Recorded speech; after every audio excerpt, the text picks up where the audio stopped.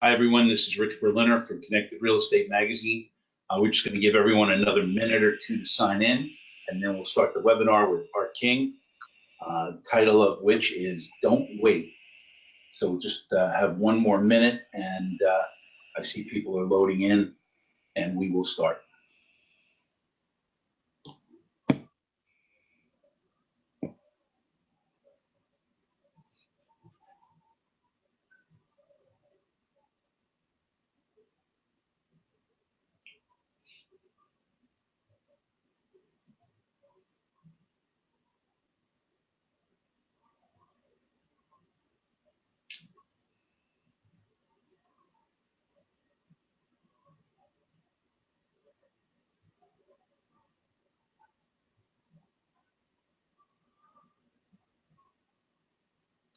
Okay, Art, I think we're going to get started now.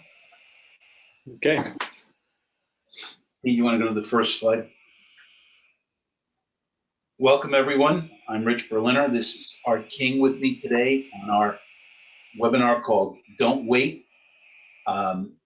Before we start, just some notes. We're going to do what we can to answer questions during the webinar. If not, we'll answer them during the Q&A period afterwards. But if you have a question, please work through the platform and put any question into the GoToWebinar platform, and those questions will be relayed to us. And we are recording this, and we will publish a link to this webinar within the next few days, and everyone who would like to can access it. And without further ado, I'd like to introduce Art King from Corning, and we're going to start. So go to the next slide, please, Peter. Art, you wrote a great piece for our last magazine, and I love it. And we've used this title for many things, but I think it really is apropos for what we're talking about. I've done some other webinars, and people have agreed with your point wholeheartedly. And your article was called "Don't Wait." Can you talk to us a little bit about what you meant when you wrote that, and why that is so important for commercial real estate owners and interested parties to understand that connectivity is necessary now? The floor is yours. Sure. So, Rich, one of the reasons that we put that together was we were finding that there's a wave of people out there who were being either persuaded or thinking that 5G is imminent. So let's not do anything about LTE today, and we'll just wait till 5G gets here. And with the realistic timeframes of where 5G is on the horizon, especially for indoors, the situation with tenants in buildings and potentially future tenants is everyone wants 5 bars, and the investment in LTE today is almost demanded, not just as an amenity, but as a actual fourth utility to be providing the the service throughout the building for just day-to-day business and operations.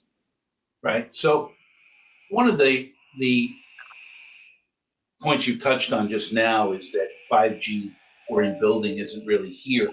So I guess the question would be, if you're talking to landlords, and when landlords are asking questions about this, what should they do at this point in time, considering the fact that 5G will be a while? Are they in a position where whatever they do today, it's got to be completely ripped out and gutted when 5G shows, or are they in good stead if they put a system in that covers their needs today, and then 5G can come in on top of that? Well, so kind of set the stage. In the United States, we're doing deployment of 5G that's called 5G non-standalone, NSA. And as part of NSA, there's an LTE layer that's underneath it. So, most all of us that are shipping platforms to the mobile operators today We have a roadmap that has 5G in it, for the future, and that 5G is essentially a layer that will be applied on top of the LTE networks that are being built out today. So, at the end of the day, it is not wasted effort, wasted money to deploy LTE today, because that LTE will be leveraged by 5G when the radios arrive for it and the infrastructure arrives for it for indoor deployment. So this is a question that I have personally to ask someone like you, who I think of as one of the thought leaders in the business. Will we be referring to 5G as 5G LTE the way we refer to 4G, or is it going to be a 4G LTE layer with 5G on top of it? How does that fit? Uh, it will be, for all intents and purposes, to the outside world, it'll be 5G. It won't be like 5G LTE. Your mobile device will say 5G in the upper left-hand corner, and the fact that there's an LTE layer functioning underneath it, at least right now, is something that's kind of only known by people who are kind of in the industry, at least on the cellular side. Right. So, what is anything that a landlord might do, or an interested party in a tenant might do inside a building?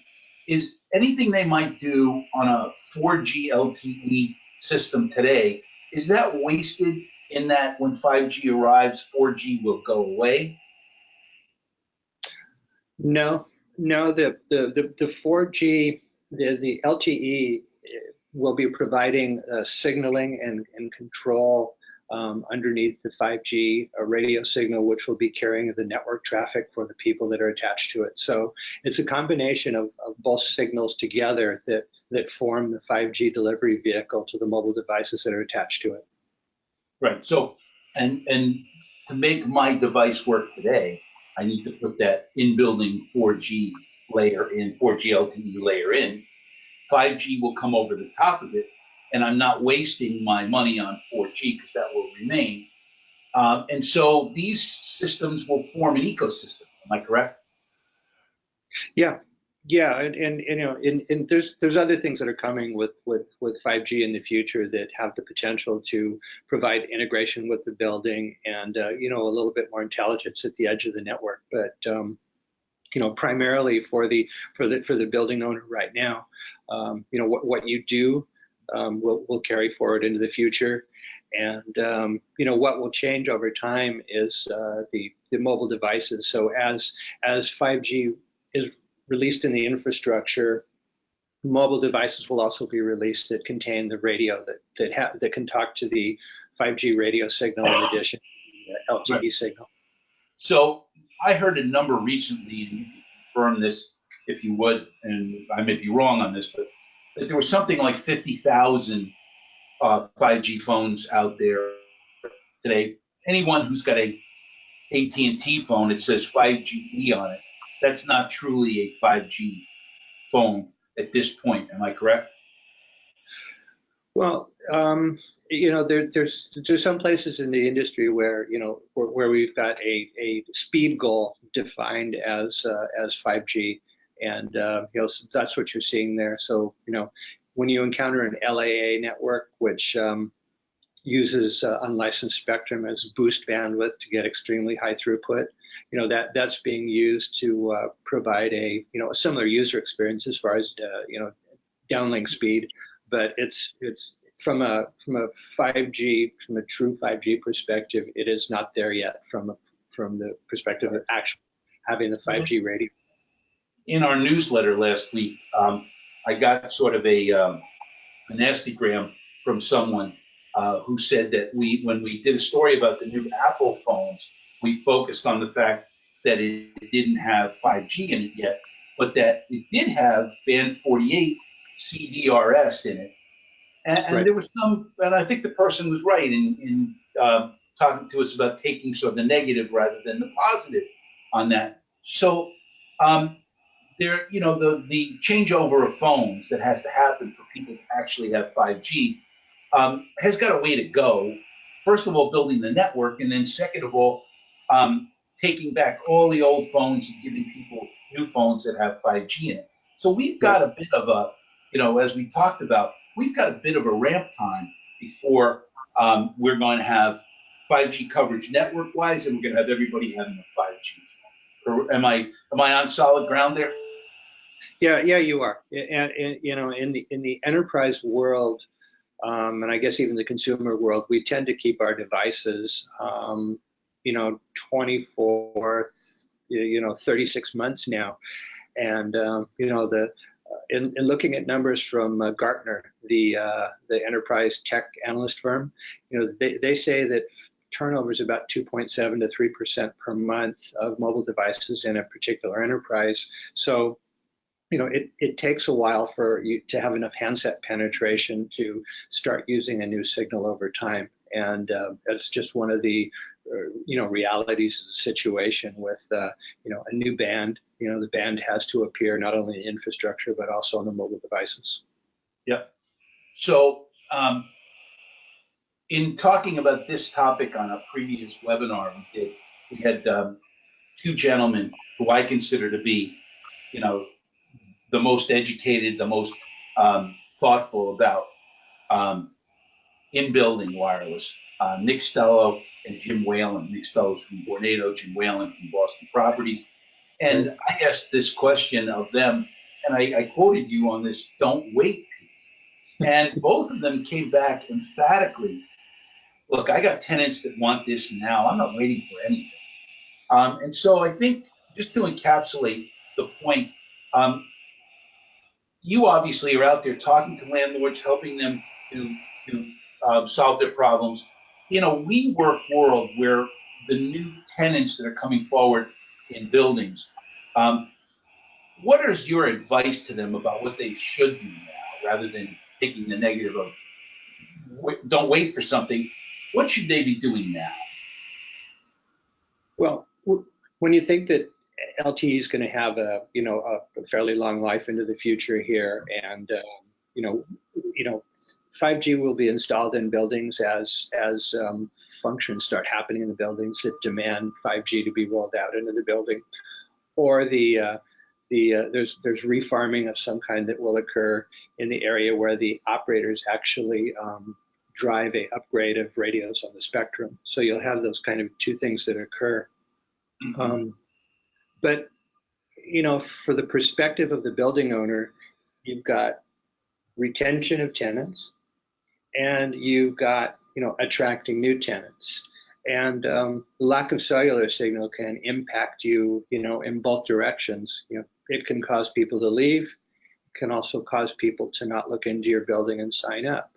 And should should the real estate market soften, you have the potential in CRE that the people who are treating wireless as a fourth utility and not just a casual amenity, um, they may end up reaping the benefits of people saying, I'm going to move from, my present location to your building, or I've looked around and I'm going to just extend my contract, within your structure and not move because, you have everything we need here. And as we've looked in the market, we don't see too many buildings well equipped like this.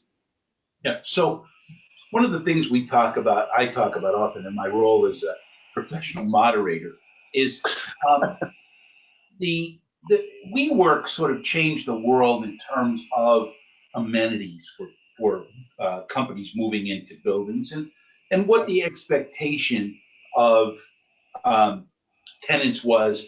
Today, it's I must have perfect connectivity, especially for those younger folks who have been born and are living through their phone, and that has to have all the things for them to do their job, live their lives, and enjoy what they're doing.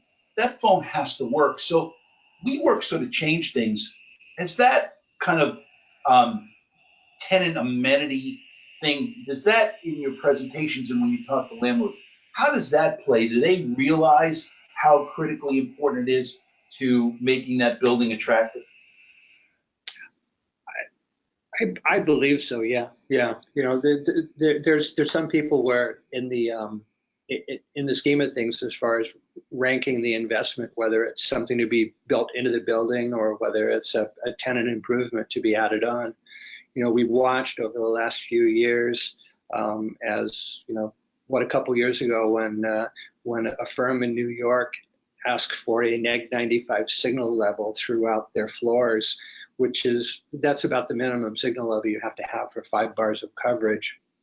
That was a kind of a bellwether moment where you saw people starting to write cellular into contracts and not just, you know, moving in and hoping it was all going to be okay. And you know, more and more, you know, when we've done, we just recently did a survey and we hit, you know, asking about cellular and whether it's required or not. And from when you look at the millennial and younger slice of the replies, it's something like 70% of the people think it's mandatory. And in the freeform text area, you know, one of the replies that was funny was the statement of, you know, it's 2019 for God's sake, you know. So it was just expected. It wasn't even, you know, you've got folks that have grown up their whole life with a mobile device, and you know, they walk into the corporate environment and their phone doesn't work, and they're wondering why, because at home, at college, everything was fine, but I got to work and I got nothing. Yeah. So brings to mind two things. One is the first person I think I heard this from was Nick Stello, or from Nick Stello from Vornado, where they would send out a lease to a potential tenant, and it would come back with a technology clause. And it would say that if you don't have neg 95 in my space, all bets are off and I get to cancel this lease and move out. So I thought that was kind of an interesting twist to this, because that was not something until recently that he had ever seen, where tenants, potential tenants, were writing that in. And if you kind of combine that now with the change in mentality that you can't necessarily be a grade A, class A building, even if you've done the beautiful marble lobby and you've redone the elevators and you've got the you know, all the things spiffed up that created a class A building. If you don't have good communications, that building may be class A in looks, but not considered to be a class A building. Are you finding that tendency too? Yeah, yeah. Well, and it's tracking, you know. So you know, in my prior role, before I came to Corning, you know, I was part of a global infrastructure for a multinational, and we would stop leases if they didn't have fiber into the building. And I had a building in Sao Paulo, spectacular new building, and it was, you know, half a kilometer from Embratel fiber, but that half a kilometer could have been 5 years away from a implementation perspective, and I had to walk them through and say, look, where your building is at now, you have, you know, 100 meg MPLS, you know, circuit. You don't have fiber here. I can't get you the network you need without fiber. And you know, we basically just refused to sign the lease and refused to go forward with the building just based on that. And I think in the near future, facilities management and business leadership won't let buildings be signed for unless there's either incumbent cellular infrastructure or a plan to remediate it before people move in, because they will get a blast of noise from their employees about, why did we move in here? You know, my phone doesn't work. Right. So let's talk about fiber. We've kind of alluded to it as to how important that is in the process. And working for Corning, and I'm aware that they made those beautiful white coffee pots with the blue corn things on the side, but Corning is a fiber company, manufacturer of fiber optic cable. And so that's kind of a very, very important underlying sort of table stakes for this whole equation that we're talking about here. Can you talk to us through the Corning philosophy and where that all stands in terms of the importance of fiber? Yeah. So for since the 90s, fibers dominated the vertical riser, and it just historically has, because the amount of capacity you require in your vertical risers, you just overrun copper. And we're getting to a point where single users and single flows from devices that are attached wirelessly can end up exceeding the carrying capacity of the copper networks. So this move from copper to fiber in the horizontal as part of what's called densification. So densification in 5G is essentially like dicing up a floor into smaller zones and providing full coverage to a zone, instead of attempting to provide it with coverage with one radio. You have like 5 radios on a floor, so that you really have a lot more sectors of capacity available for the devices that are attached. And where we're going when we start unwiring the enterprise is you'll have horizontal capacity to a very high capacity, both Wi-Fi and cellular attached infrastructure that will essentially provide wireless last mile to all the enterprise compute and personal resources for the people on the floor. And there's a potential that copper cabling and horizontal copper cabling to cubicles and that kind of thing become a thing of the past, because everything will be delivered, over your head, via wireless. So that's where things are going long term, as far as from the enterprise perspective. Yeah. So when in my role as a super moderator here, I do a lot of these things, and people ask questions about definition of a smart building. And I'm just throwing mine in here. The definition of a smart building is a building that has fiber deep and high. And so, yes, you're right that the day may come when the penetration is going to be handled by wireless technology. But at the end of the day, that building today still needs fiber virtually to every square foot of the building, no matter how tall it is, no matter how big it is.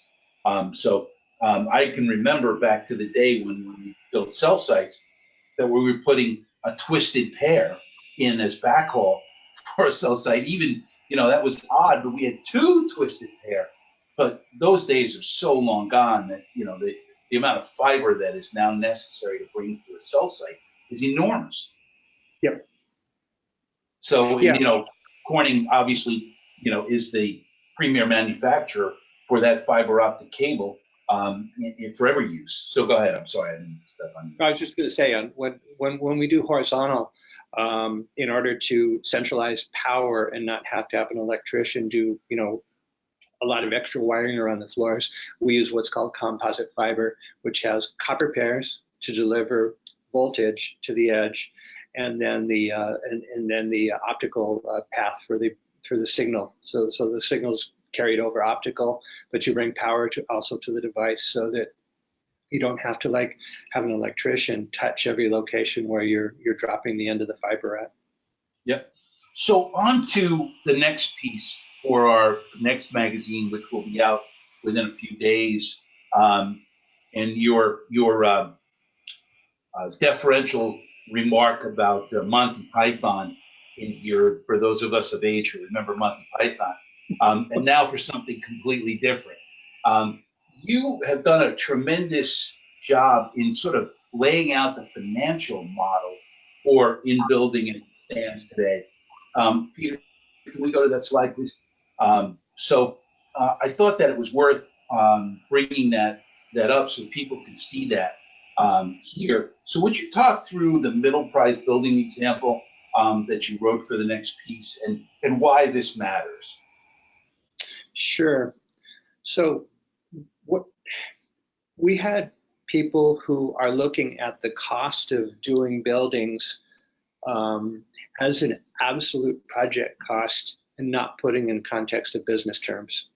And this is one of the things that over the last couple of years has been, it's been an itch I wanted to scratch because, you know, I didn't, I didn't have enough solidifying numbers, and kind of sat down and said, okay, if I have a middle price building, which is probably the hardest type of facility to hit because of the smaller size building and the fixed costs that you have to amortize, on a smaller building, they become difficult to service.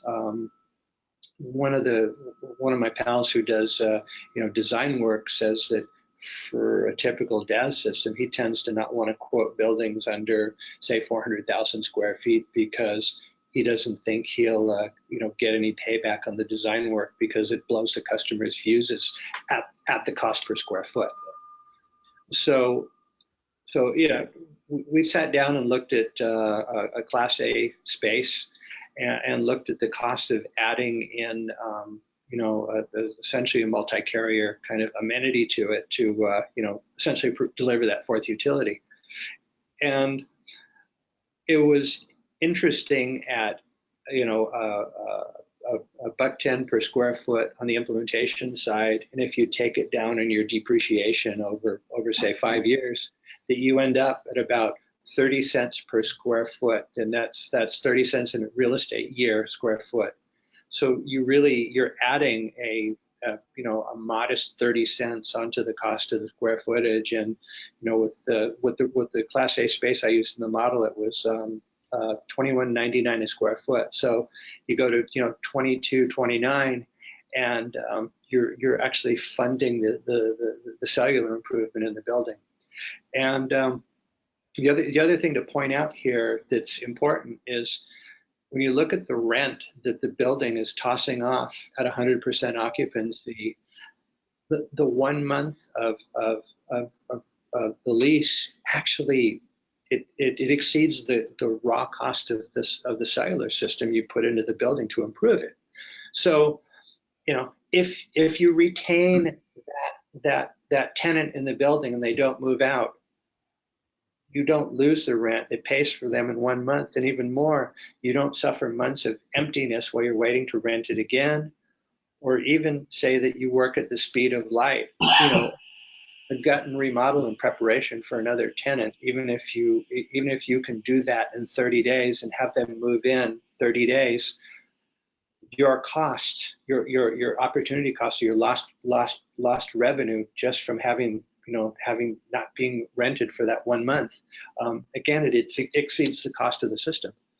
So you start looking at the business terms of this, and it starts becoming, I think, a much easier discussion when you've got, beautiful buildings, flagship tenants that you don't want to lose. And, the one part of the equation that's missing is they complain that they don't have cellular coverage.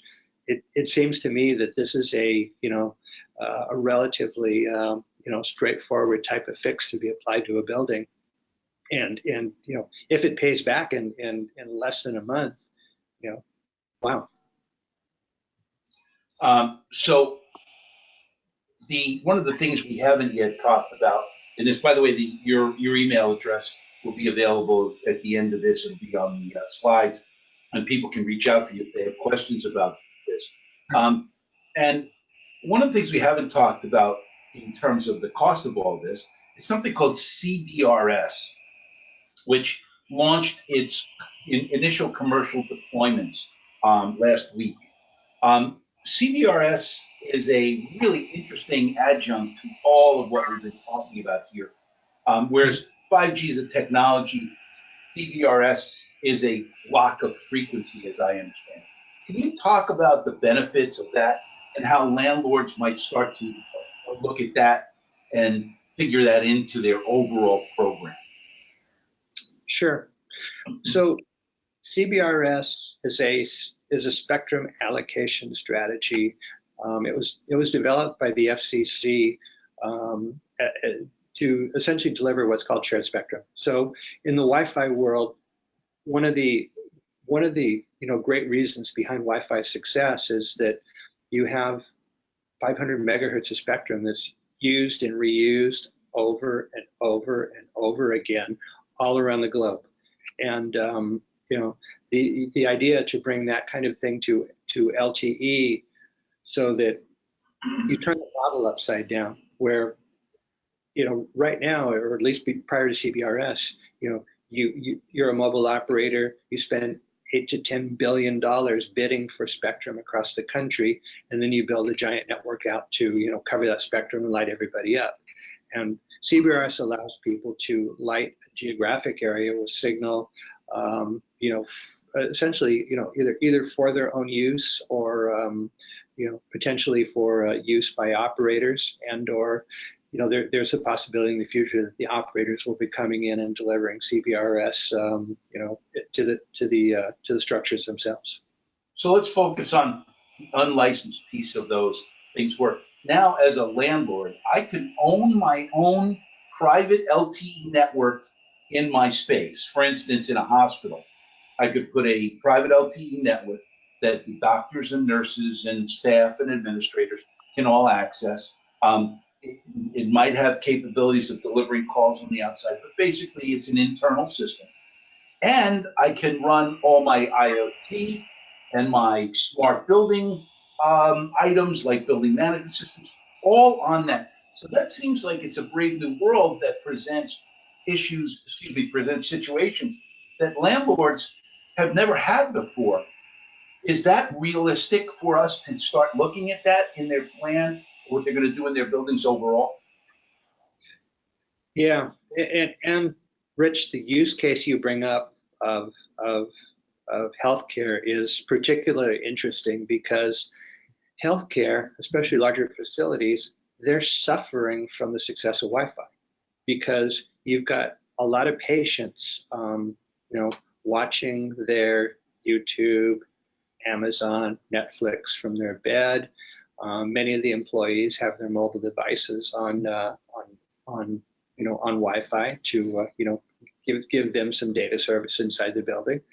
And the situation is such that clinical devices potentially attached to Wi-Fi have to compete against all the other casual users that are just cramming the network full of traffic. So we've heard from medical people about, they think CBRS is interesting because it's a clean piece of spectrum that they can put things in without any contention with other people accessing it, and it gives the possibility that you could start receiving medical equipment, which they're all terribly expensive because of what they have to do to engineer them and take them through the FDA approval processes. But you could have dual stack devices with essentially a CBRS LTE radio and a Wi-Fi radio, such that in a smaller regional hospital or regional setting, everything can be on Wi-Fi and there won't be an issue. And in a deeply congested, urban type hospital or a teaching hospital, you could have a whole clinical Wi-Fi infrastructure or clinical LTE CBRS infrastructure separate, so that all the medical IoT, a lot of the tablets and other things for the doctors and radiography, many machines can be attached onto this infrastructure, and essentially put it into kind of clean spectrum and leverage a lot of the security and authentication things that come natively within cellular infrastructure. This is an obscure question, but in a hospital, you must have two Wi-Fi networks, one that's HIPAA compliant for all the devices and anything that needs to be completely secret. And then Right. you have the patients who will want to, buy from Amazon or, watch YouTube, as you said. I assume that's not encrypted in a hospital. Yeah, but those two networks are still kind of contending for a lot of the same spectrum over the air. And will CBRS be encrypted for me in a hospital type setting? Would it be HIPAA compliant? Absolutely. One of the basic tenets of cellular is that the operators are required to do a lot of work around privacy and security, and so all traffic is encrypted automatically on mobile networks. There's no such thing as kind of clear text or unencrypted traffic, running over the air. Gotcha. So the question came in that I wanted to answer about the chart that we have up. Was that the way you based the cost on? Was that for a DAS system or a small cell setup, or are those things basically interchangeable at this point? We came in at about a $1.10 a square foot, and I believe the model was a 2-operator DAS type of configuration. That's helpful. That's really helpful. And so, can you give us a quickie? And this is something I'm not clear on either, but would be helpful. Is what's the difference between putting a DAS system in and using small cells for that? How do those two things relate? Well, a DAS is exactly what it says in its name, a distributed antenna system. So you have radios at the head end, and then they feed in to this system that distributes the signal throughout the building.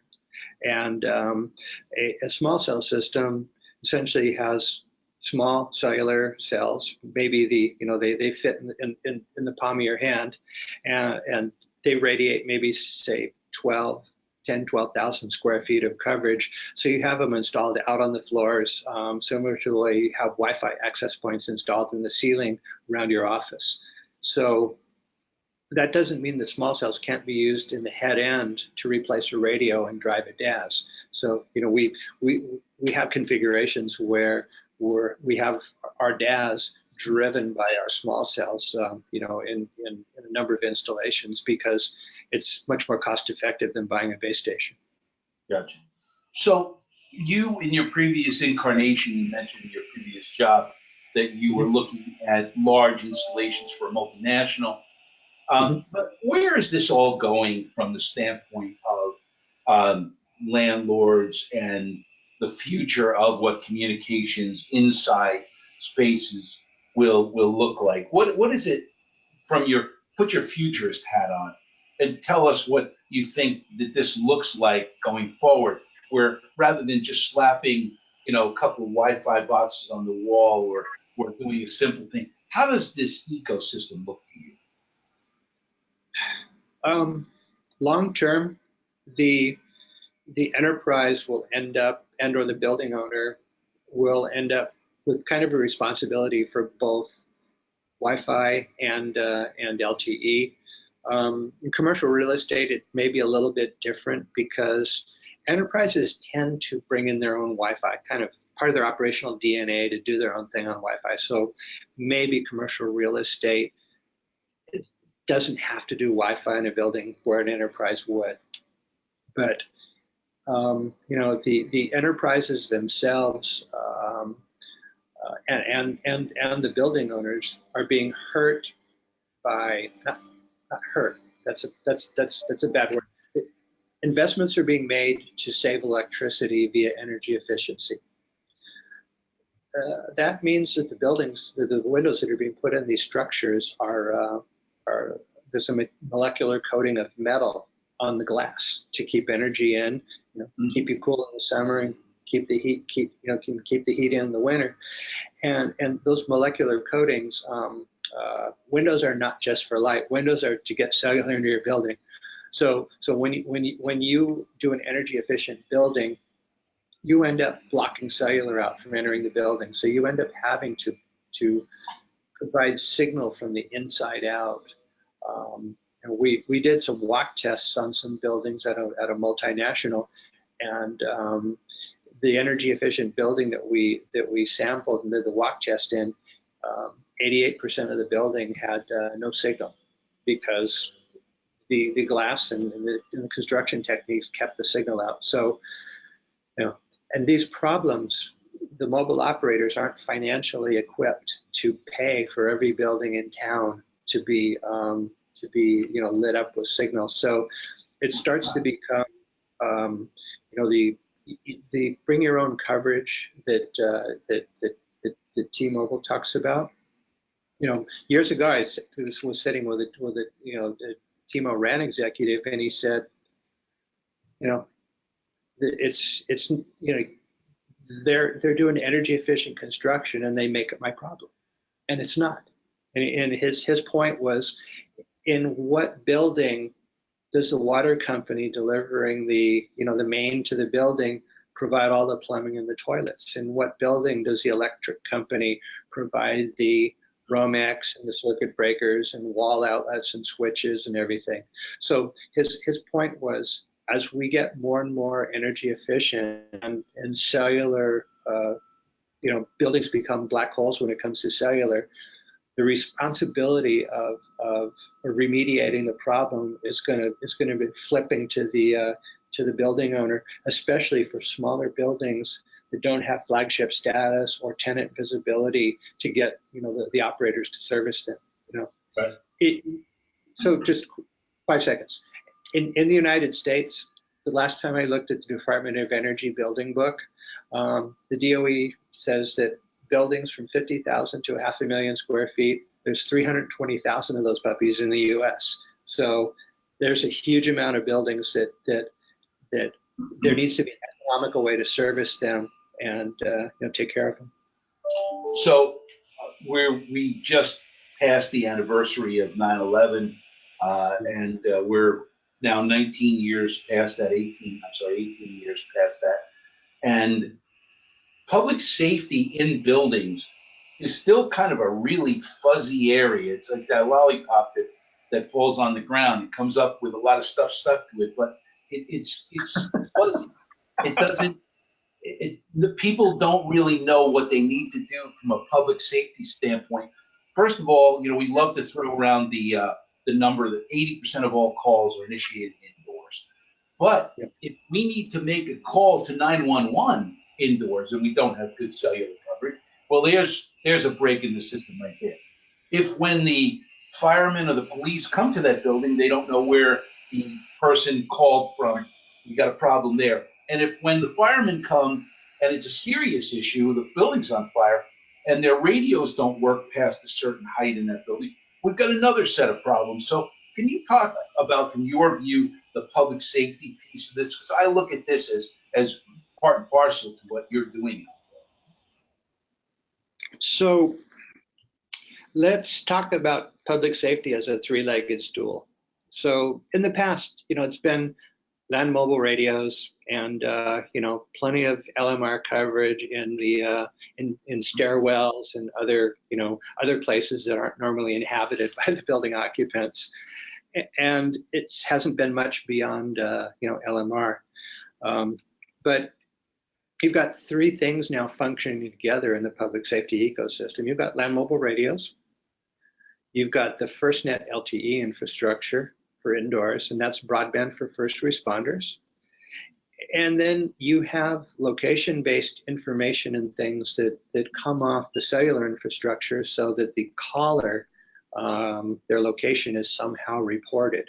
And those three pieces all have to work together to, I think, satisfy the vision of, public safety. So when we, fall down and call for help, we can be found and taken care of. Yeah, hopefully we're a little way off of I've fallen and I can't get up yet, Art. I'm not quite there yet, but so public safety being a very important part of this. We've talked about a lot of the things that are coming, and I think we've thoroughly covered sort of don't wait, because there's so many things that are happening now that you can do rather than sitting there waiting. So I'll wait for 5G or whatever. But where do we find ourselves sort of in terms of what an intelligent building owner can look at in terms of if you are a WeWork type company, and there was a good article, I believe, it was posted by a very dear friend of ours, Sandy Giacomo, who posted, I think it was in CNET, that they went in and poked around inside the Wi-Fi network at a WeWork, and everybody's data was visible.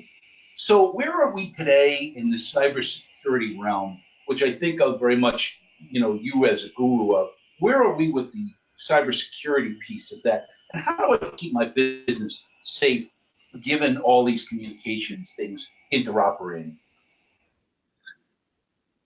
Well, there's a lot of if you're using open public infrastructure, there's defensive strategies you can take, like VPNs and that kind of thing, to keep your traffic encrypted and attempt to at least hide your traffic from people that are snooping your network and that kind of thing. And there's numerous case studies of the bad things happening on kind of open public hotspots like that. On the cellular infrastructure, there's quite a few things that are built in from a security perspective, but a lot of those things end when the cellular network terminates out into the internet also. And security is an end-to-end thing. The building owners are starting to get consciousness around, if I'm going to use a cloud-based building management system, what am I going to do to protect the building from outside intruders? And what am I going to do to protect the cloud service so that the bad guys aren't turning off the lights around the building twice a day just to mess with people, or even more, causing actual disruptions and stuff. But we're seeing more consciousness around these types of things, but we're also seeing a lot of IoT systems where the price point of consumer grade stuff doesn't allow them to be patched and managed. But if something is coming in from, say, a Johnson Controls or a Siemens or a Honeywell, people that are pros at this and are used to commercial buildings, hopefully they've set the bar a lot higher for themselves and are building well secured systems. Because I think nowadays any threat surface to you exposed to somebody, someone's going to take advantage of it and come in, and they could be harmless, or they could be a lot more. Yeah, I think it's awfully unusual when they're harmless, but we do know of lots of intrusions that have happened, including things like ransomware. But it's very interesting that now, when the landlord is the one who has put these things in, that the security now falls on them to make sure that anything that they've installed in the building has that cybersecurity piece to it. So we had a question come in, and I want to I'll read it to you, and you can answer this. Sure. How do you balance the needs to equip buildings with the technology when smartphones and cell towers are getting better? I'm not sure what they necessarily meant by better, more efficient. Certainly, over the course of time, they become much more dense. How would you answer that question? What do I need to do in my building now that the cell service on the street is a lot better? Maybe that goes to your window comment. Right. So if you look at a structure and think about it, do the employees have to get up and walk over to a window to use the phone? Do they need to move somewhere? Are there cellular dead zones in the building? Because the unspoken thing when we talked about that neg 95 in New York for a signal goal was a consistent even neg 95 everywhere, versus a couple of hotspots where you have good signal. So that would be the balance of how much do you want to cover in the building, and is the macro network today covering enough of the structure that the tenants are satisfied and the people indoors are happy. I have a buddy that works at a multinational that is involved in unwiring his enterprise and getting rid of a lot of enterprise communications technology and switching to 100% mobile. As part of that move, he is seeking high capacity cellular signal everywhere because he's getting rid of wires. So from a business perspective, an in-building improvement's important to them from the perspective of high capacity coverage everywhere in the structure, because they're getting rid of a lot of other things, and the savings to be harvested off of that is so significant that the cellular cost is a drop in the bucket compared to the cost of divesting of older legacy enterprise communications technology. Yeah. So one of the interesting things that you mentioned earlier is in a building where you've got LEED certification, you've got that e-glass on the windows, you're not getting signal into that building. Just a quick commercial. I have nothing. I was on a panel in Tampa, and it fascinated me. There's a company called View, excuse me, called View, that has a technology to frost the windows. Each and every window in a building will have an IP address and would be you could able to be frosted or in some way coded in a different way. But they're also talking about, and this was announced publicly, that they're also talking about embedding wireless antennas in these windows. And the company is called View. I was just fascinated.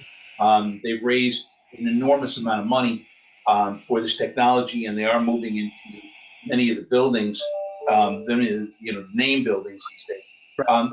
Last question that someone sent in, and I think this is the perfect question for you.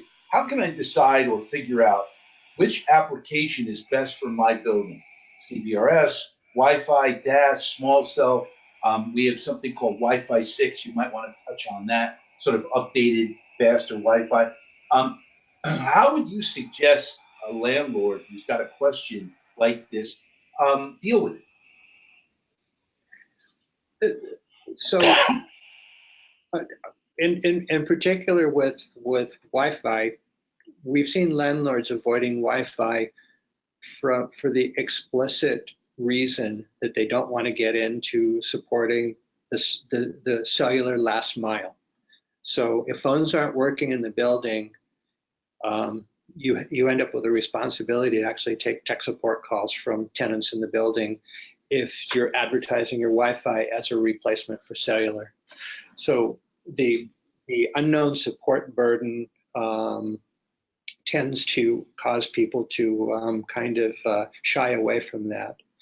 And then on the cellular side, people are making a decision of what carriers do I need, with small cells, can I do it with DAS, and what's the OpEx around that, but also what is who are the partners I can work with who might be able to install this and run it, and allow me to be a real estate play, and I pay this other guy his 30 cents a square foot per year, and he takes care of the system and manages it from day to day, so that it's not kind of loaded onto the operations expenses of the real estate firm. Well, I think encapsulating, who you are and what you do in the industry, I think the answer to that might be lean on the pros, lean on people who are experts in the business to help you figure out, do a needs analysis, potentially testing, figure out what the right solution is. Right peg, right hole sort of approach for this. And certainly Corning and what you do for the company, Art, very important. And I think you're a resource that I think people could reach out to. But there are other engineering firms and integrators that can help solve these issues. One of the things we didn't touch on that I want to go back to is you came to Corning through an acquisition of a company called SpiderCloud, which was thought of as a terrific equipment manufacturer, radio supplier back in the day. Can you talk us through how that transaction sort of converted into you being the guru at Corning now? First of all, I'm not the guru, but but yeah. So paradoxically, I came to SpiderCloud from a global architecture role because I was desperate to buy the technology for my own company, and I decided to come to the equipment company and try and push it through so that we could actually purchase it. Because when we approved the iPhone in 2009 for corporate purchase, we went from 500 to 19,000 devices in 1 year. The local towers, you could, if you had your virtual glasses on, you could see smoke pouring off of them because the amount of traffic we were generating. Give me the percentage increase here. Wait, let me get that. Yeah, and so Corning, as a DAS provider, was looking for a signal source and something to be able to provide a turnkey end-to-end solution to enterprises where they don't have to wait for a base station or hope for a business case to be approved to get signal, because that's kind of traditionally how things have worked in the past. So acquiring us gave Corning the ability to sell the DAS, the signal sources to drive the DAS, and all the optical infrastructure for kind of a tip to tail solution. And with the work we put in, 3 out of the 4 operators, the majors in the U.S. Have approved our technology for connection to their networks. Gotcha. Well, Art, we're just about out of time. You've been a great resource for people today. Again, on this slide here, your email, my emails. Your next article comes out around the beginning of next week, and the next article, I think, has as much information as anything you've done prior about exactly what the equation looks like here. And I want to thank you for being here with us today. I think the information you brought forward was terrific. Any last words, anything you'd like to say? What? Don't wait? Is that it? That's right. Or let's say in the alternative, and now for something completely different. So I hope Monty Python fans are out there somewhere.